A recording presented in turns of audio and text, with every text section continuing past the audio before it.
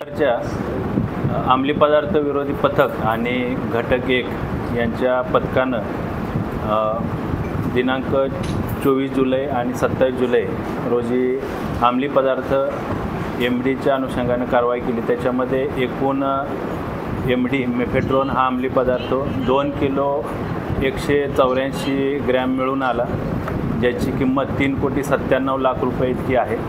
अंमली पदार्थ विरोधी पथकाचे पोलीस हवालदार हरीश तावडे यांना गोपनीय माहिती मिळाली होती की इरफान शेख राहणार उलवे तालुका पनवेल जिल्हा रायगड हा ठाण्यामध्ये MD मेफेड्रोन हा अंमली पदार्थ विक्रीसाठी येणार आहे। तर त्या अनुषंगाने सापळा कारवाई आयोजित करण्यात आली। त्यामध्ये अंमली पदार्थ विरोधी पथकाचे पोलीस निरीक्षक राहुल मस्के यांनी ACP घोरपडे यांच्या पर्यवेक्षणामध्ये त्यांच्या टीमने सापळा कारवाई आयोजित केली। त्याच्यामध्ये इरफान शेख याला ताब्यात घेतले। त्याच्याकडून 1 किलो 522 ग्रॅम MD हा अंमली पदार्थ जप्त करण्यात आला, ज्याची किंमत 3,04,00,000 आहे।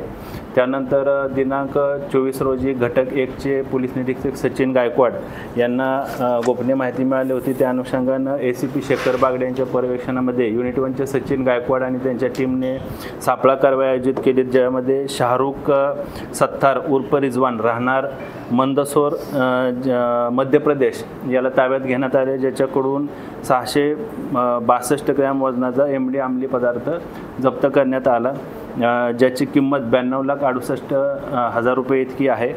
एकूण 2 किलो 184 ग्रॅम MD अंमली पदार्थ जप्त करण्यात आलेला आहे, ज्याची किंमत 3,97,00,000 रुपये इतकी आहे।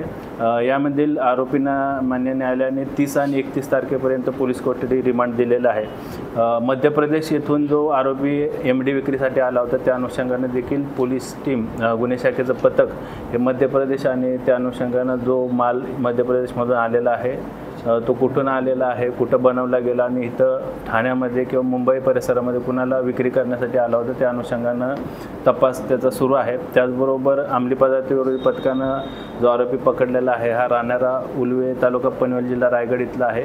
त्याने देखील हा MD पदार्थ कुठे बनवला किंवा कुठून त्याने खरेदी केला आणि कोणाला विक्री करणार होता, त्या अनुषंगानं देखील अंमली पदार्थ विरोधी पथकाचं पथक अधिक तपास करत आहे। सर, या अगोदर काय त्याच्यावरती सध्या तर त्यांचं प्राथमिक तपासामध्ये कुठल्या पूर्वीचा गुन्हा किंवा क्रिमिनल बॅकग्राऊंड निष्पन्न झालेलं नाही, तरी देखील आम्ही अधिक माहिती घेत आहोत।